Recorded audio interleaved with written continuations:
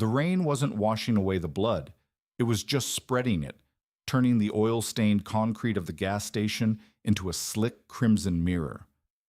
Barrett Kingsley didn't hear the thunder. He didn't hear the sirens wailing in the distance, getting closer to cover up a mistake that cost a life. All he heard was the ragged, wet gasp of his wife, Serena, as the light faded from her beautiful brown eyes.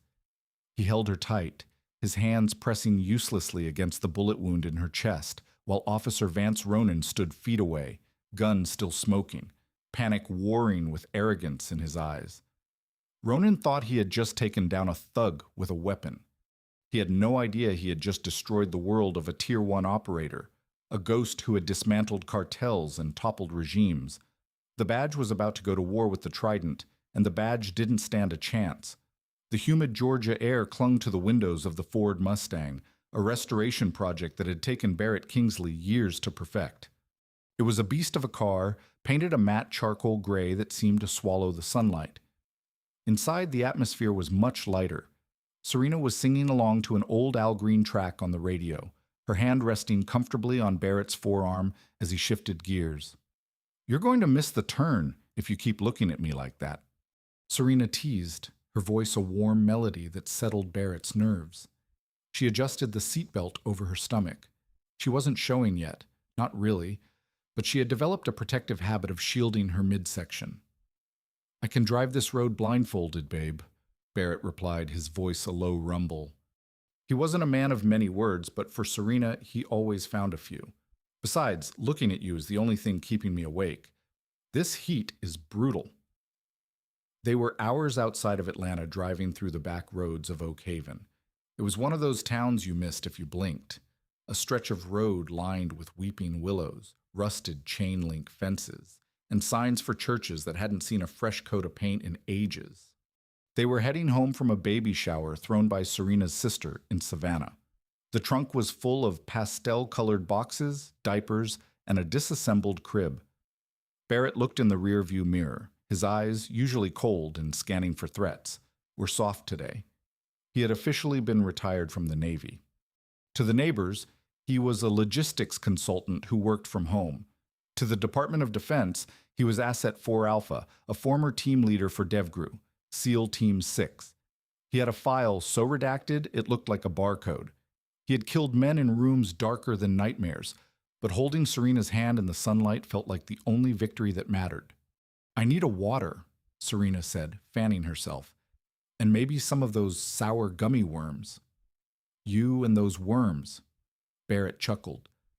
"All right, there's a station coming up. Pat's Pump and Go. Looks like a dive, but they'll have sugar." He slowed the Mustang, the engine purring as they pulled off the main road onto the cracked pavement of the gas station. It was a desolate spot. A flickering neon sign buzzed ominously, and a single rusted canopy covered 2 pumps. A squad car sat off to the side, idling in the shadows of the building, hidden from the main road. Barrett noted the police cruiser instantly. Habit, not paranoia. He clocked the number, Unit 704. He saw 2 silhouettes inside. He parked at the pump furthest from them, shielding Serena from their direct line of sight with the body of the Mustang. It wasn't a conscious decision to hide her. It was muscle memory, assess position, protect. "I'll be right back," Barrett said, unbuckling. "No, I need to stretch my legs. My back is killing me," Serena said, opening her door before he could protest. Barrett walked around the car, meeting her. He kissed her forehead. "Okay, quick in, quick out. I've got a bad feeling about the alternator." A lie. The car was fine. The bad feeling was the prickly heat at the base of his neck that he always got before an ambush. They walked toward the convenience store entrance. As they passed the idling cruiser, the window rolled down. The air conditioning from inside the car blasted out, smelling of stale coffee and pine air freshener. "Nice car," a voice drawled. It wasn't a compliment. Barrett paused, placing a hand on the small of Serena's back to usher her forward. He turned slightly. The officer in the driver's seat was heavy-set with a buzz cut and a face that looked like it had been punched out of red clay. His name tag read Ronan. The partner, younger and nervous-looking, was Officer Preston. "Thanks," Barrett said flatly, turning to keep moving. "Hold on there, Slick," Ronan said, opening his door. The heavy boot hit the pavement with a thud. He hitched up his belt, his hand resting casually, too casually, near his holstered Glock. "You in a rush?" "Just getting gas and water, officer," Barrett said. His posture shifted imperceptibly. He squared his shoulders, his hands visible and empty. "You aren't from around here," Ronan observed, stepping closer. He ignored Barrett and looked directly at Serena. His eyes raked over her sundress in a way that made Barrett's jaw tighten so hard his teeth audibly clicked. "And you surely don't look like you belong in a car like that. That's a '69 Boss, ain't it? Expensive ride for a consultant?" "My husband built it," Serena said, her voice trembling slightly. She sensed the aggression. Every black woman in the South knew this tone. It was the tone that preceded bad things. "Husband!" Ronan laughed, a wet, ugly sound. He looked at Preston, who had also stepped out of the car. "You hear that, Preston? She says they're married." "I see him, Vance," Preston muttered, looking around the empty lot. "Maybe we just let them pump their gas." "No," Ronan said, stepping into Barrett's personal space. The officer smelled of tobacco and sour sweat. "I think we have a report of a stolen vehicle matching this description. Charcoal Mustang. Yeah, just came over the wire." Barrett knew it was a lie. He knew exactly what this was. "Officer, this vehicle is registered in my name. My wallet is in my back pocket.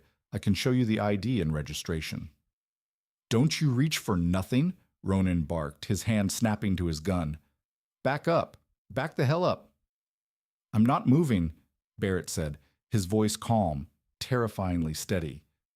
"I'm informing you that I'm going to reach for my wallet." "I said get back." Ronan shoved Barrett. It was a mistake.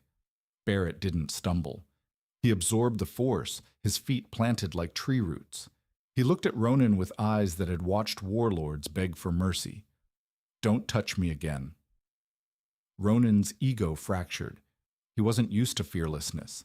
He was used to compliance. He pulled his baton. "You resisting arrest, boy?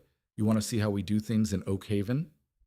"Barrett, please," Serena cried out, grabbing Barrett's arm. "Just show him the ID." "Please get your hands off him," Ronan yelled at Serena, swinging the baton vaguely in her direction to separate them. That was the catalyst. Barrett's arm shot out, catching the baton mid-swing. He didn't strike back. He just stopped the blow with a grip of iron. He wrenched the weapon from Ronan's hand and tossed it skittering across the pavement. "Calm down," Barrett ordered, his voice dropping an octave. "You're making a mistake." Ronan stumbled back, face turning purple. He scrambled for his holster. "He's got a weapon." "He went for my weapon." "Preston, shoot him." The chaos erupted in a split second. The world didn't move in slow motion. That's a movie trope. In combat, the world moves at hyperspeed, a blur of sensory overload. But for Barrett Kingsley, time was a flat circle. He saw the twitch of Ronan's bicep. He saw Preston hesitating, his gun shaking in his hand. Barrett pivoted, intending to put himself between the guns and Serena. He was fast, faster than any normal man had a right to be. But he wasn't fighting trained soldiers. He was fighting panicked, incompetent bullies, and panic is unpredictable. Ronan didn't aim. He just yanked the trigger of his Glock 17. Crack, crack. 2 shots, deafening in the heavy, humid air. Barrett felt the wind of the first bullet pass his ear. He waited for the impact of the second. He expected the burn, the punch of lead against bone. But he didn't feel it. Instead, he heard a sound that would haunt him until his dying breath. A wet thud, followed by a sharp, confused intake of air. He turned. Serena was standing there, her hands hovering over her chest. A small, dark bloom was spreading rapidly across the yellow floral pattern of her sundress. She looked at Barrett, her eyes wide, filled with a profound confusion. "Barrett," she whispered. Then her knees gave way. "No!" The scream tore from Barrett's throat, raw and primal. He caught her before she hit the dirty concrete, sliding down with her, cradling her head against his shoulder. Serena, Serena, look at me. Look at me, baby. He pressed his hand over the wound. It was center mass, a lung shot, maybe the heart. The blood was dark and pumping rhythmically. Arterial. His combat training kicked in, analyzing the wound, calculating survival rates, triage protocols, sucking chest wound, need an occlusive dressing, need rapid evac. But he had nothing, just his hands and the rain that had suddenly started to fall, mixing with the tears blinding him. It burns, Serena gasped, blood bubbling at the corner of her lips. Barrett, the baby. Shh, shh, don't talk. Stay with me, Barrett pleaded, his voice cracking. He looked up at Ronan. The officer was standing frozen, the gun still raised. The color had drained from his face. He looked at the woman bleeding out on the ground, then at his gun. You shot her, Preston whispered, horror-struck. Vance, you shot the girl. He lunged at me, Ronan stammered, his voice rising in hysterical denial. You saw it. He went for my gun. It was crossfire. Collateral. Barrett roared, a sound so full of rage it made the glass of the storefront vibrate. He started to rise, his eyes locked on Ronan. In that moment, Barrett wasn't a husband. He was the Reaper. He was going to tear Vance Ronan apart with his bare hands. He was going to disassemble him bone by bone. Stay down, Ronan shrieked, terror taking over. He fired again. The bullet struck the pavement inches from Barrett's knee, sending concrete shrapnel into his leg. Get on the ground, face down, hands behind your head, or I swear to God I'll finish you both. Ronan screamed, pointing the gun directly at Barrett's head. Barrett froze, not out of fear for himself, but for Serena. If he moved, Ronan would kill him, and Serena would die alone on this pavement. If he stayed alive, he could maybe, just maybe, save her. Call an ambulance, Barrett growled, the words grinding out through clenched teeth. Call it now. She's gone, Ronan said coldly. He wasn't checking her pulse. He was making a decision. He pulled his radio. Dispatch, this is Unit 704. Shots fired at Pat's pump and go. Suspect is a black male, armed and dangerous. Officer involved shooting. We have one female down. Looks like the suspect used her as a human shield. Send backup and EMS, code 3. Barrett stopped struggling. The words washed over him like ice water. Human shield. They weren't going to save her. They were rewriting the narrative. Barrett turned his head, pressing his cheek against the wet concrete, staring at Serena's hand, which was just inches from his nose. Her fingers twitched once, then went still.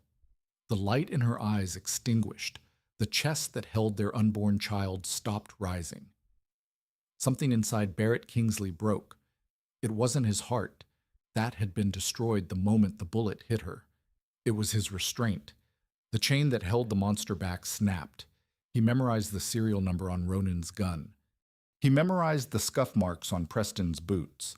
He memorized the face of the paramedic who arrived too late and the way the sheriff, a man named Harlan Quill, clapped Ronan on the shoulder and whispered, "We'll handle it."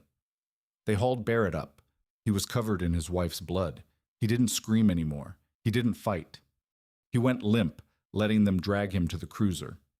Ronan watched him, feeling a surge of triumph. "Gotcha, scumbag. You're going away for a long time." Barrett lifted his head. His eyes were void of humanity. They were black holes. He looked straight into the dashboard camera of the cruiser, then shifted his gaze to Ronan. "You better kill me tonight," Barrett whispered, his voice dead calm. "Because if I walk out of that cell, I'm going to open the gates of hell in this town." Ronan laughed nervously and slammed the door. Inside the station, they processed him as John Doe. They took his fingerprints. They threw him in a holding cell.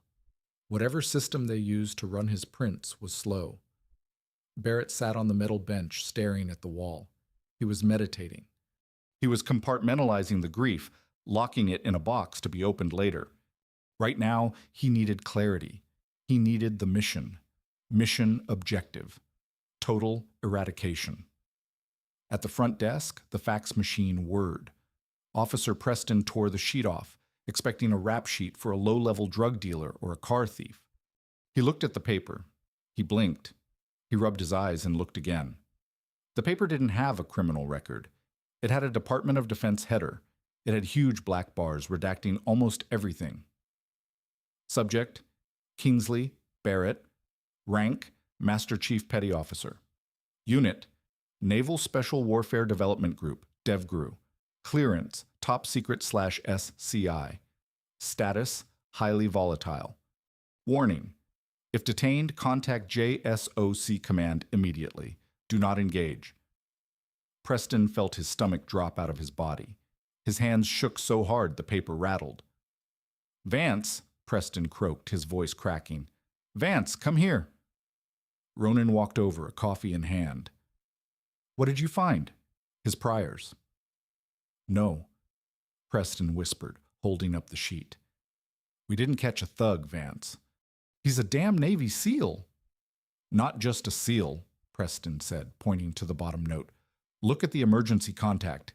It's not a family member. It's the Pentagon." In the holding cell, Barrett Kingsley stood up. He hadn't heard the conversation, but he felt the shift in the air. The predator had been identified. The door to the cell block opened. Ronan stood there, pale as a sheet, the keys jingling in his trembling hand. "Mr. Kingsley," Ronan said, his voice a pathetic squeak. There seems to be a misunderstanding." Barrett smiled. It wasn't a nice smile. "No misunderstanding, officer," Barrett said. "You just started a war." The interrogation room was a cinder-block box painted a depressing shade of institutional beige. A single two-way mirror dominated one wall. Barrett sat at the metal table, uncuffed now, but he hadn't moved a muscle. He was staring at the grain of the cheap wood laminate, running the tactical simulation in his head over and over again. Disarm, strike throat, snap neck, take weapon, clear room. He could kill everyone in this building. He knew the layout of standard rural precincts. He knew their training was subpar, but killing them now would be too easy. It would be a mercy they didn't deny Serena, and it would dishonor her. She believed in justice. He would give the system one chance to work, just one.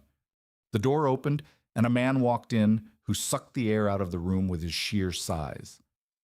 Sheriff Harlan Quill was a relic of the Old South, a man who wore a Stetson indoors and had a stomach that strained against his tan uniform. He smelled of Old Spice and corruption. Quill tossed a file folder onto the table. He didn't sit. He loomed. "Mr. Kingsley," Quill rumbled, his voice like gravel in a cement mixer. "We have a messy situation here." Barrett slowly raised his eyes. "You have a murder investigation, Sheriff, not a situation." Quill chuckled darkly. "See, that's where you're confused. My deputies tell me you resisted. You went for a weapon. Tragically, in the struggle, your wife was hit. It happens. It's ugly, but it's legal." "He lied," Barrett said. "And the dash cam will prove it." "The dash cam." Quill smirked, leaning in close. "Funny thing about technology, son. It malfunctions. The camera on Unit 704 has been broken. Just bad luck." Barrett didn't flinch. He expected this. This was how the game was played in towns like Oakhaven. They controlled the narrative because they controlled the evidence. "So," Quill continued, "here is the deal. We are going to release you.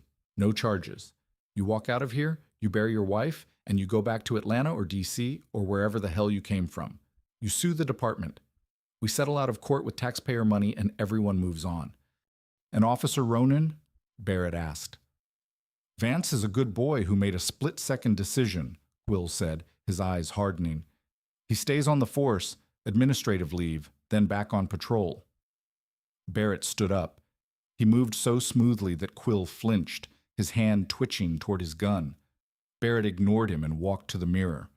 He knew Ronan was behind it, watching. "You think you can bury this?" Barrett said to the glass. "You think because you deleted the footage, it's over." "It is over," Quill snapped. Just then, the heavy steel door of the interrogation room burst open. A young deputy stood there, looking pale and breathless. "Sheriff, you need to come out here now." "I'm busy, Preston." "Sheriff, it's the phone. It's the governor and someone from the Pentagon on the other line. They're patching them through together." Quill's face went slack. He looked at Barrett, who hadn't turned around. "Who did you call?"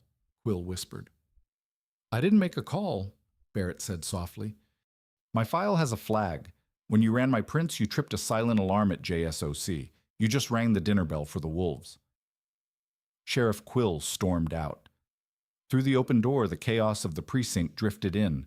Phones were ringing off the hook. Men were shouting.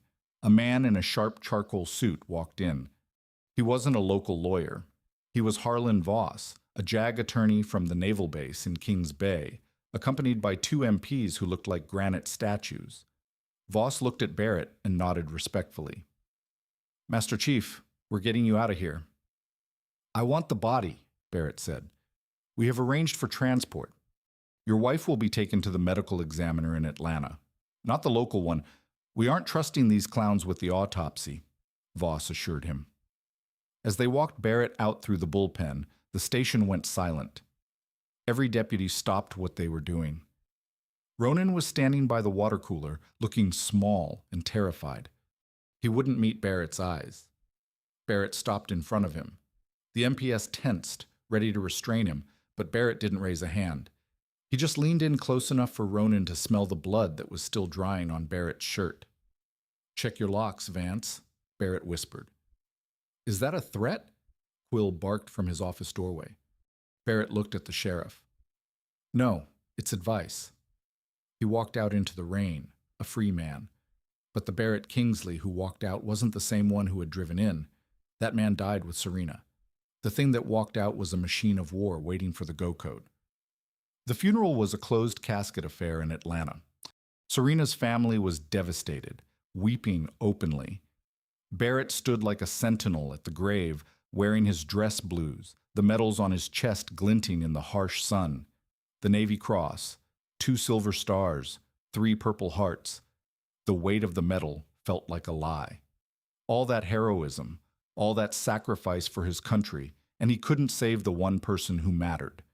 He placed a single white rose on the mahogany casket. "I'm sorry," he thought. "I'm so sorry." The rage hadn't faded. It had calcified. It had become a cold, hard stone in his gut. The news broke after the funeral. Barrett was sitting in his living room surrounded by unpacked boxes for the baby who would never be born. The TV was on. A local news anchor, Valeria Kane, was reading a statement from the Oak Haven District Attorney's Office. After a thorough investigation, the grand jury has declined to indict Officer Vance Ronan in the shooting death of Serena Kingsley. The review board cited the chaotic nature of the encounter and the officer's reasonable fear for his life. System had failed. The one chance he had system had failed. The one chance he had given them was used up. He stood up and walked to the basement. He pushed aside a heavy bookcase to reveal a keypad embedded in the wall. He punched in a code. The date he met Serena. The wall clicked and swung open, revealing a safe room. It wasn't just a panic room, it was an armory. When Barrett retired, he didn't return all his toys. There were things that fell off the truck during ops in Syria and Afghanistan. One wall was lined with rifles. A customized HK-416 with a suppressed barrel, a Macmillan TAC-50 sniper rifle, a recurve bow for silent work. But he didn't reach for the guns. Not yet. Guns were loud. Guns were quick. Ronan and Quill didn't deserve quick. They deserved to feel the walls closing in. They deserved to feel the fear Serena felt in those last seconds. Barrett picked up a burner phone and dialed a number he hadn't used in years. "This line is dead," a distorted voice answered. "Not for Asset 4 Alpha," Barrett said. "I need a package, the Nightmare Suite, electronic warfare, surveillance, and non-lethals. Drop it at the usual spot in Mon." "Copy that, Alpha. Is it foreign or domestic?" "It's personal." Barrett hung up. He packed a black duffel bag. He didn't pack clothes. He packed zip ties, high-grade breaching charges, a spool of tripwire, and a ghillie suit. He walked out of his house and locked the door. He climbed into his second car, a nondescript Ford F-150. He left his smartphone on the kitchen counter. Barrett Kingsley ceased to exist. The ghost was back. The town of Oak Haven tried to return to normal. The locals whispered about the shooting, but in a small town controlled by a powerful sheriff, whispers died quickly. People were afraid. Officer Vance Ronin felt invincible. He had killed a woman, and the badge had protected him. He sat in his patrol car on a night, parked in his usual speed trap spot near the woods. He was texting a girl he met on Tinder, bragging about being tough on crime. The radio was quiet. The night was still. Then his radio crackled. Not a voice from dispatch, a sound. Thump, thump, thump, thump. It sounded like a heartbeat. Slow, rhythmic. "Dispatch, this is 704. My radio is acting up," Ronin said, tapping the mic. The heartbeat got faster. Thump, thump, thump, thump. Then a voice cut through the static. It was deep, distorted, and colder than the grave. "Run, Rabbit!" Ronin sat up straight, dropping his phone. "Who is this? Get off this frequency." Suddenly, the floodlights on his light bar turned on, but he hadn't touched the switch. The siren blared for 1 second, then cut out. The doors locked with a loud clack. Ronin frantically tried the handle. Locked. He tried the window switches. Dead. The electronics in the car went haywire. The dashboard lit up like a Christmas tree. Then everything went black. The engine died. The lights died. He was sitting in a metal coffin in the pitch black of the Georgia backwoods. "Dispatch, I need backup. My car is dead. I'm at mile marker 14. Ronin screamed into the dead radio. A bright light blinded him. It wasn't a car headlight. It was a high-intensity tactical strobe coming from the woods. It flashed rapidly, disorienting him. Flash, flash, flash. In the strobing light, Ronin saw something. A figure standing on the hood of his car. It was dressed in black. A face mask covered the features, painted with a white skeletal jaw.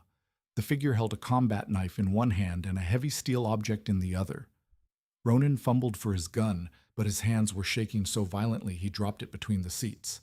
"Please!" Ronin screamed. The figure didn't speak. It just raised the heavy steel object, a sledgehammer, and brought it down on the windshield. Crash. The safety glass shattered, showering Ronin with diamonds.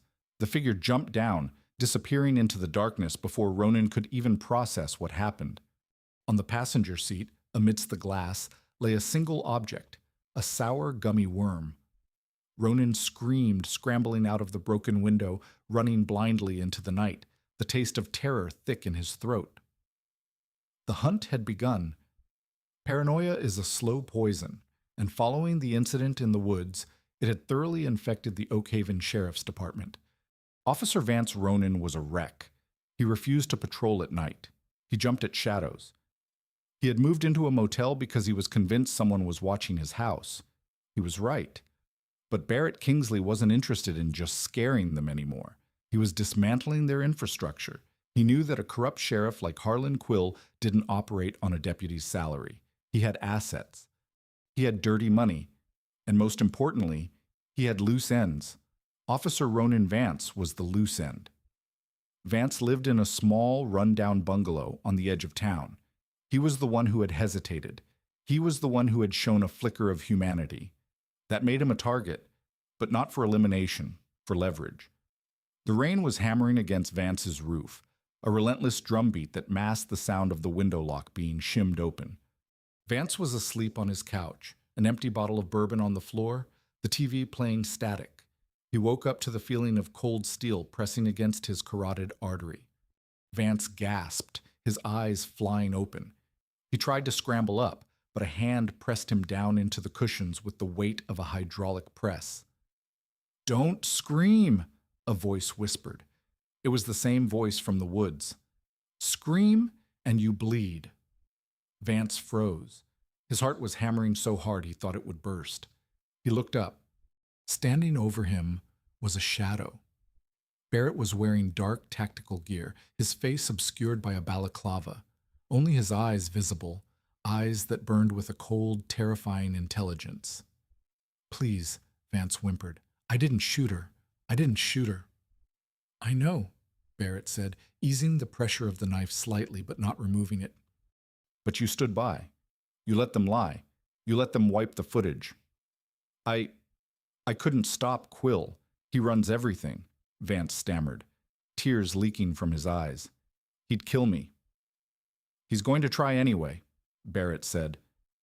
You're a liability, Ronan. How long do you think Quill keeps you around now that the heat is on, before you have a tragic accident cleaning your gun? Vance went pale. He had thought the same thing. I can offer you a way out, Barrett said. He pulled a chair over with his foot and sat down, still holding the knife ready. I want the insurance. What? What insurance? Men like you always keep a backup, Barrett said smoothly. You knew Ronan screwed up. You knew Quill would scapegoat you if he had to. You didn't just watch them delete that dash cam footage. You made a copy. Vance swallowed hard. The room was silent except for the rain. Barrett had read him perfectly. It's on a flash drive, Vance whispered, taped behind the toilet tank in the bathroom. Barrett nodded. Get it. He followed Vance to the bathroom. Vance retrieved the small USB drive with trembling hands and handed it over. Barrett pocketed it. This was the nail in the coffin for the legal battle. But the war wasn't over. One more thing, Barrett said. Where is the money? The money. Quill drives an expensive truck and owns a vacation home in Florida. Where does the money come from? Vance hesitated. This was the secret that got people killed.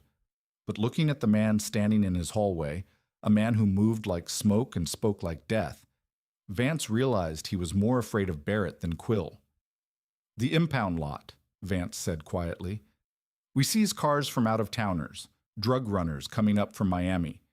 We don't book the drugs. Quill sells them back to the cartels or moves them through a chop shop in the next county. There's a shipment going out, a trailer full of cocaine hidden in a seized Escalade. Where? The old textile mill on Route 9. They move it. Barrett checked his watch. You stay here, Barrett ordered. Do not call anyone. If you leave this house, I will know. If you pick up a phone, I will know. Tomorrow morning, you walk into the FBI field office in Atlanta and you turn yourself in. You tell them everything. If you do, you survive. Barrett vanished out the back door into the rain. Vance sat on the floor of his bathroom, clutching his knees, sobbing. He knew his life as a cop was over, but at least he was going to live. The old textile mill was a hulking skeleton of brick and rusted steel, looming out of the mist like a haunted castle. 3 sheriff's cruisers were parked in a circle, their headlights illuminating a black Cadillac Escalade and a large transport truck. Sheriff Harlan Quill was there, smoking a cigar, watching his deputies load heavy duffel bags from the Escalade into the truck. Ronan was there too, looking jumpy, his hand hovering near his weapon. Hurry it up, Quill barked. I don't like being out here this late. Sheriff, I'm telling you, I heard something in the woods, Ronan said, scanning the tree line. You're hearing things because you're soft, Quill spat. You're paranoid. Get that last bag loaded. Yards away, lying prone in the tall grass, Barrett looked through the scope of his Macmillan TAC-50. The thermal imaging turned the scene into a palette of glowing oranges and reds against a cool blue background. He saw the heat signatures of the men. He saw the heat of the engine blocks, and he saw the distinct dense outline of the fuel tank on the transport truck. Target-rich environment, Barrett whispered to himself. He didn't want to kill them yet. He wanted to ruin them. He wanted to burn their kingdom down while they watched. He adjusted his aim. He wasn't aiming for a person. He was aiming for the engine block of the transport truck. A .50 caliber round would crack the block like an egg, disabling the vehicle instantly. Breathe, pause, squeeze, boom. The sound of the TAC-50 was like a cannon shot. The front of the transport truck exploded in a shower of sparks and oil. The engine seized with a horrific grinding noise. Sniper! Quill screamed, diving behind a cruiser. Take cover! The deputies scrambled, firing blindly into the darkness. Their bullets hit nothing but trees and dirt. They were fighting a ghost. Barrett cycled the bolt. Clack, clack. His next shot wasn't at the men.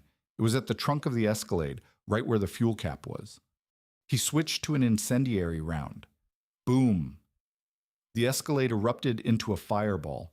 The explosion was massive, fueled by the gasoline and the volatile chemicals and the drugs packed inside. The shockwave knocked Ronan off his feet. "My money?" Quill roared, watching millions of dollars in product go up in smoke. "Put it out! Put it out!" "We can't!" a deputy yelled. "It's cooking off!" Barrett packed up his rifle. He wasn't staying for a firefight. He had just cost Quill his retirement fund and exposed his operation. The smoke from that fire would be seen for miles. The state police would be here. He slipped away into the darkness, leaving the corrupt officers coughing in the smoke of their own destruction. By the next morning, the dynamic had shifted completely. Oak Haven was no longer a sleepy town. It was a war zone. The state police and the DEA were swarming the textile mill. Officer Vance was in protective custody in Atlanta, singing like a canary. Sheriff Harlan Quill was a cornered animal. He had been suspended pending a federal investigation, but he wasn't going to go quietly. He was a man of ego and violence. He gathered his loyalists, Ronan, and 3 other deputies who were deep in the drug trade, at his hunting lodge, deep in the swamplands. It was a fortress, surrounded by water and accessible only by a single dirt road. They were heavily armed, with military-grade surplus gear Quill had acquired. "He's coming for us," Ronan said, pacing the living room of the lodge. He was manic, his eyes bloodshot. "He knows where we are." "Let him come," Quill growled. "We have the high ground. We have thermal scopes. We have mines on the road. If he steps foot on this property, he dies." They waited. The sun went down. The swamp came alive with the sounds of crickets and frogs. But Barrett didn't come by the road. He had been in the water. Barrett was a seal. The water was his home. He had swum miles through the stagnant, alligator-infested swamp water, breathing through a rebreather to avoid leaving surface bubbles. He approached the lodge from the rear, emerging from the muck like a creature from a lagoon. He was covered in mud, invisible to the thermal scope scanning the road. He reached the pylons supporting the deck of the lodge. He could hear their footsteps above him. He began to place the charges, not high explosives. He didn't want to blow the house up. He used flashbangs and tear gas canisters rigged to remote detonators. He placed them at every exit point. Then he climbed up the drain pipe, silent, deadly. He reached the roof. He found the main power line feeding the lodge. He cut it. Inside, the lights died instantly. "He's here!" Ronan screamed. "Night vision! Everyone on night vision!" The deputies scrambled, firing wildly into the dark. Their bullets hit nothing. The deputies scrambled, pulling down their NVGs. That was exactly what Barrett wanted. He dropped a flashbang down the chimney. Bang! The sound was amplified in the enclosed space. The flash was blinding. For men wearing night vision goggles, which amplify light thousands of times, the flash was catastrophic. It seared their retinas. Screams of pain echoed through the lodge. They were blind, disoriented, and terrified. Barrett smashed through the skylight, dropping into the living room on a rope. He was a whirlwind of violence. He didn't use a gun. He used a collapsible steel baton in his fists. The first deputy swung a rifle blindly. Barrett ducked, swept the man's leg, and delivered a precise strike to the solar plexus. The deputy folded. The second deputy fired a shot into the ceiling. Barrett disarmed him with a wrist lock that snapped the bone, then slammed his head into the wall. Quill was roaring, firing his shotgun wildly into the dark. "Show yourself, coward!" Barrett moved behind the sofa. He threw a voice lure, a small device that emitted a static sound, into the kitchen. Quill spun and fired into the kitchen. Boom, boom. While Quill was distracted, Barrett moved. He swept Quill's legs out from under him. The massive sheriff hit the floor hard. Before he could recover, Barrett was on top of him. He zip-tied Quill's hands behind his back in seconds. "You have the right to remain silent," Barrett whispered into Quill's ear. "Use it." Only Ronan was left. Ronan had run. He had scrambled out the back door, blinded and weeping, stumbling down the stairs toward the swamp. Barrett walked to the back door. He watched Ronan flailing in the mud, trying to reach the boat dock. Barrett didn't chase him. He didn't need to. He pulled a flare gun from his belt. He fired a single red flare into the sky. It wasn't a signal for help. It was a spotlight. The red light bathed the swamp in a blood-colored glow. It revealed Ronan stuck waist-deep in the mud, and it revealed the shapes moving in the water around him. The alligators in Oak Haven were well fed, usually by Quill's disposal of enemies. Now they were curious about the splashing. "Help me!" Ronan screamed, seeing the ripples closing in. "Kingsley, help me!" "You watched my wife die," Barrett said, his voice carrying over the water. "You watched her bleed. You didn't help." "You didn't call for mercy." "Please, they're coming." "Karma is a bitch, Vance," Barrett said. He turned his back. He walked back inside the lodge. He dragged Quill out to the front porch. He sat him in a chair. Then Barrett pulled out his phone. He started a live stream app. He pointed the camera at Quill, then at the pile of illegal drugs and weapons in the corner of the room, then at the terrified deputies. "My name is Barrett Kingsley," he said to the camera. "These men murdered my wife. Tonight, I'm delivering them to you. The evidence is on its way to the FBI. The sheriff is secured." He left the phone propped up on the railing, streaming to thousands of viewers. By the time the FBI helicopters descended on the lodge, Barrett Kingsley was gone. Ronan was found by the rescue team. He was alive, but he had lost a leg to the swamp. He would spend the rest of his life in prison, a haunted man, tormented by the red flare and the eyes in the water.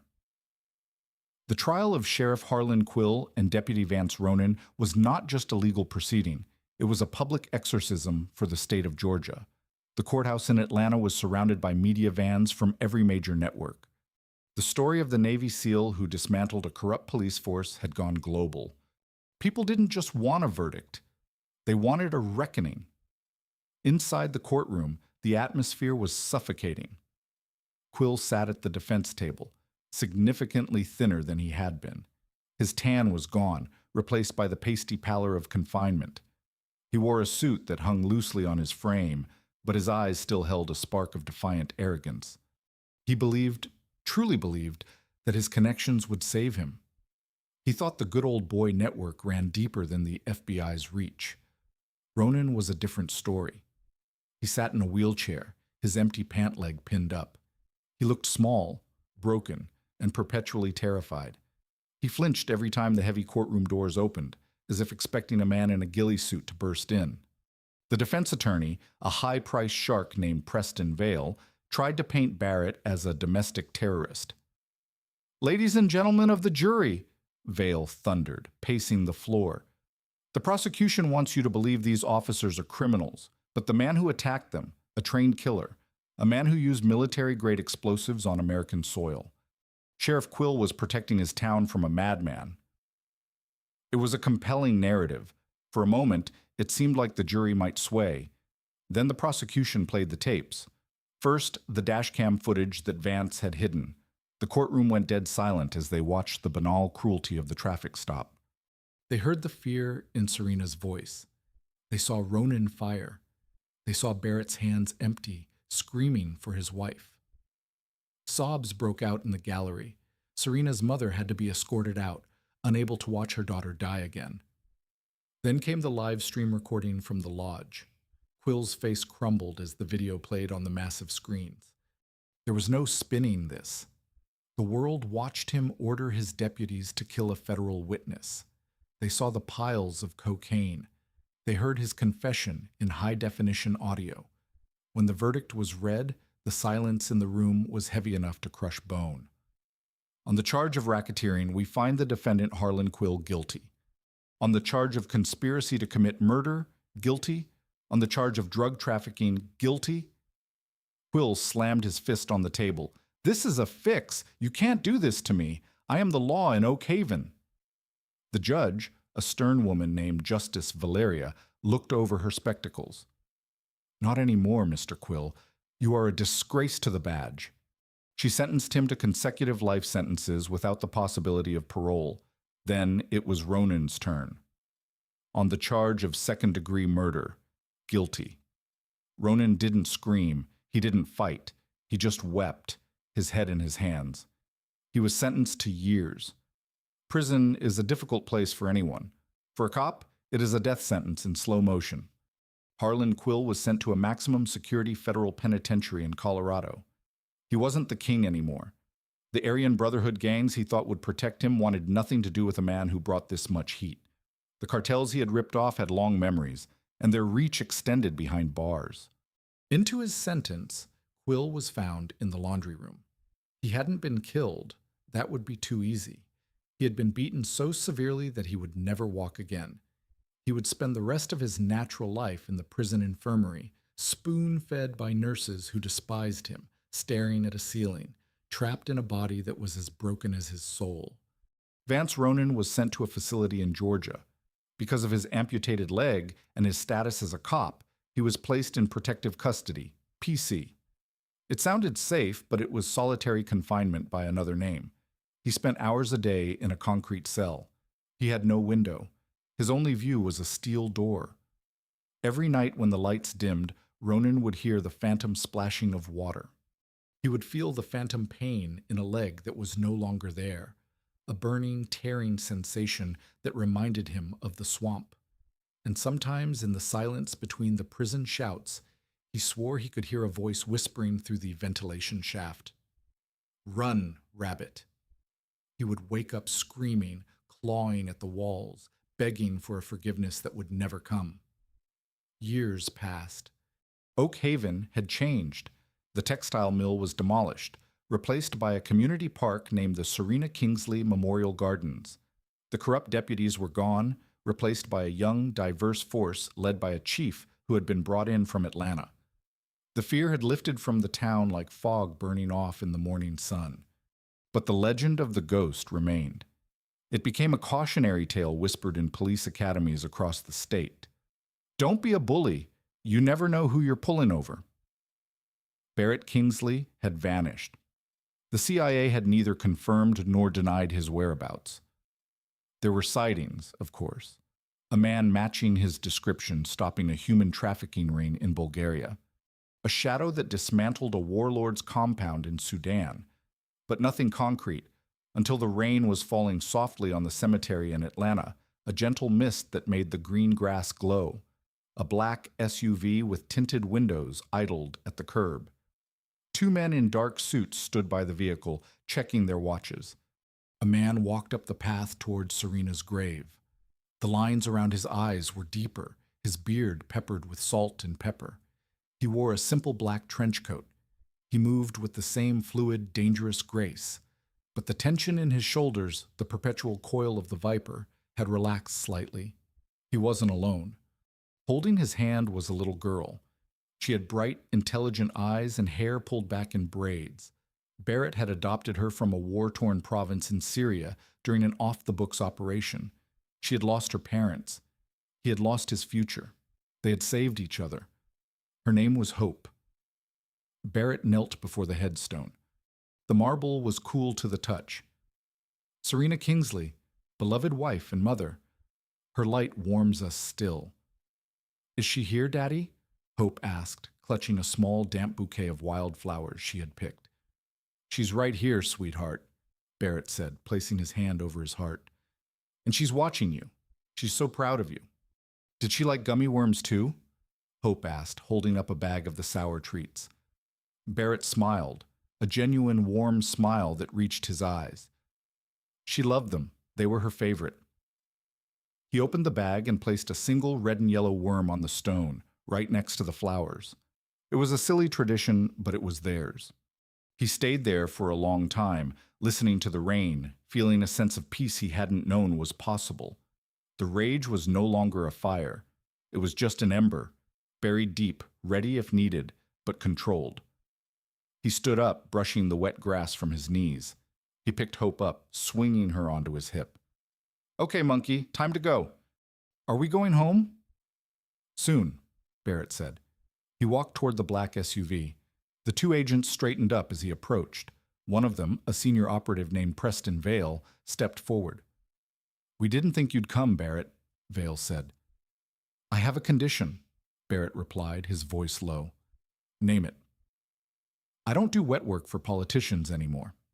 I don't topple governments for oil," Barrett said, looking Vale in the eye. "I hunt monsters, traffickers, kidnappers, the ones nobody else can touch. That's the list. Take it or leave it." Vale nodded, a grim smile forming. "We have a file full of monsters. Asset 4 Alpha. We've been waiting for the Reaper to come back." Vale smiled. "The Reaper is retired," Barrett said, opening the car door and buckling Hope in. "But the Guardian is on the clock." He climbed into the passenger seat. The heavy door slammed shut with a sound like a vault closing.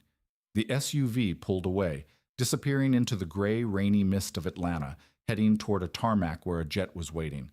There were wolves in the world, but now the sheep had a shepherd, and he was bringing the storm with him. Barrett Kingsley's journey proves that while the system may be broken, justice is a force of nature that cannot be stopped. He lost his world in a heartbeat, but he refused to let his tragedy become his tomb. By dismantling the corrupt powers of Oak Haven, he didn't just avenge Serena, he ensured that her memory would stand for protection, not victimization. He turned his pain into a weapon and his grief into a mission. If this story of tactical vengeance and redemption kept you on the edge of your seat, please smash that like button and subscribe for more hard-hitting storytelling. Share this with someone who believes that karma always collects its debt. What do you think of Barrett's decision to join the agency again? Let me know in the comments.